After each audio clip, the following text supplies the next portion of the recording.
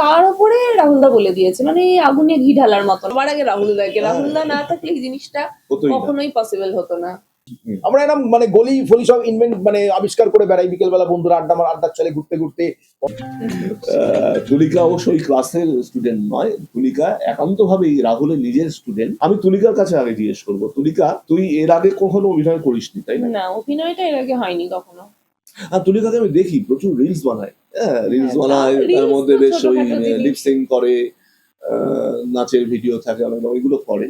অভিনয়টা করার ইচ্ছে ছিল নাকি রাহুলদা বললো বলে? না, অভিনয়টা করার ইচ্ছা ছিল, তার উপরে রাহুলদা বলে দিয়েছে, মানে এই আগুনে ঘি ঢালার মতন ব্যাপারটা। কতদিন ধরে ছিল? এছাড়া বহুদিন ধরেই, সেটা হয়নি বিভিন্ন কারণে, কখনো ওয়ার্ক করেনি ব্যাপারটা। কিন্তু না না, রাহুলদা যখন সেটা কি মানে হবানোর কোনো চেষ্টা হয়েছিল কখনো? না, চেষ্টাটাও হয়নি, ওটা একটা সুপ্ত ইচ্ছা। তাহলে হবে কি করে? ওটা একটা সুপ্ত ইচ্ছা ছিল, বলছি তো, যে ওটা কখনো সেইভাবে ওয়ার্ক করানো হয়নি, যে ওটাকে এক্সিকিউট করানো হোক বা কিছু, সেই জিনিসটা হয়নি কখনো। তার মানে রাহুলদা যদি এবার না বলতো তাহলে তো তাহলে এটা জিনিসটা আরো হতো না, চাপা পড়ে যেত। ওরকমই থেকে যেত। ওই জন্যই তো সবসময় থ্যাঙ্কস সবার আগে রাহুলদাকে, রাহুলদা না থাকলে এই জিনিসটা হতোই না। কখনোই পসিবল হতো না।